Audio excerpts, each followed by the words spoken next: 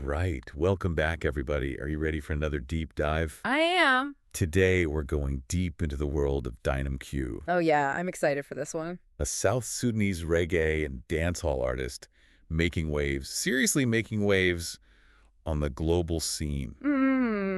Now, even if you think you know Dynamq, we're going to unpack his story in a way you probably haven't heard before. Yeah, I think there's a lot that people don't know. And to help us break it all down, we've got a true expert with us, someone who's followed Dynamq's career from the beginning.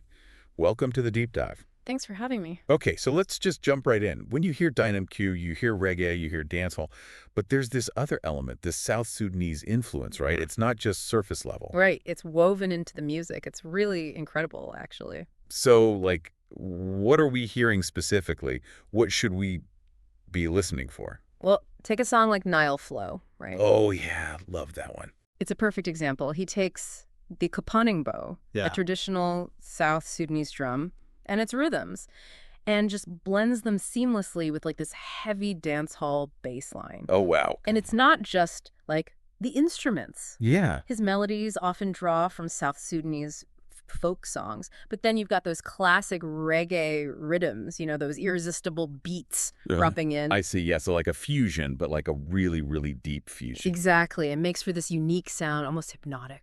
And it's working. I mean, this guy went from literally a refugee to a global star. Yeah. Talk about an inspiring journey.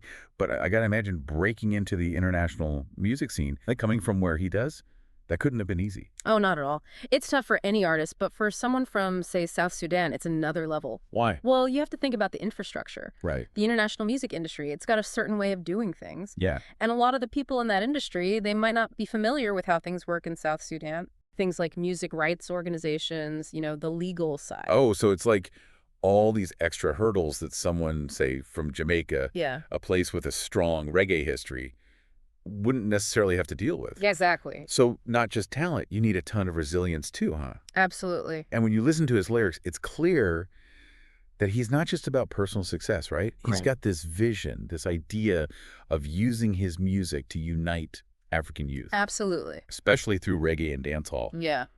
What is it about those genres? Well, reggae, at its core, it's about unity, social justice, standing up for what's right. Right. And those messages, they resonate deeply in Africa. Always have. I see. Generation Hope is a great example. Oh, yeah. Great song. He mixes English and Dinka lyrics. He's talking about these universal experiences of struggle, but also of hope, and it connects with young people across so many different cultures, languages. That's powerful. And knowing what he's been through, I bet that makes it even more meaningful for his fans. Yep. So what does he see for the future of music in South Sudan?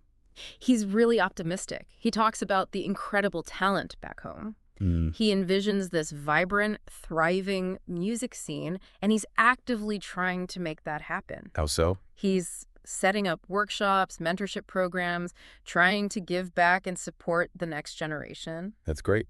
But, I mean, has he talked about any challenges like systemic issues that might stand in the way? Yeah, absolutely. What? He's spoken about the lack of infrastructure, basic things like recording studios, music schools, even just reliable internet access. He's trying to address these issues, but it's a long road. But it's inspiring, Yeah. to see him using his platform to try and make a difference. Yeah, definitely. Speaking of the future, has he ever mentioned any dream collaborations? He's actually been pretty quiet about that. Oh, playing it close to the chest, huh? Yeah. But just thinking about his sound, the themes he explores, I wouldn't be surprised to see him collaborate with someone like Chronix. Oh, wow. Yeah. Or even, someone like Rihanna. Oh, now that would be huge. Someone who can blend global pop with, a strong message of social consciousness. That would be something else. So what advice did he have for aspiring musicians, especially those facing maybe similar challenges? Well, in a recent interview, he really stressed perseverance. He actually said, and I quote, "Believe in your sound even when others don't. Work harder than everyone else and never let go of that dream." That's powerful stuff. So we've talked about his music, his journey, his mission. I mean, what's the biggest takeaway for you listening to all this? For me, it's really about the power of music to transcend borders. Yeah. Dynamq's journey shows us how art can connect people, amplify voices, and really inspire change. It's this reminder that music, it's not just entertainment, it can be a real force for good. Absolutely. So as you're listening to this, think about how Dynamq's story, how it reshapes your own understanding of music's power. Yeah. It's definitely a lot to think about, and we hope you do. And with that, we'll catch you on our next deep dive. Thanks again for joining us. Thank you. See ya. Bye.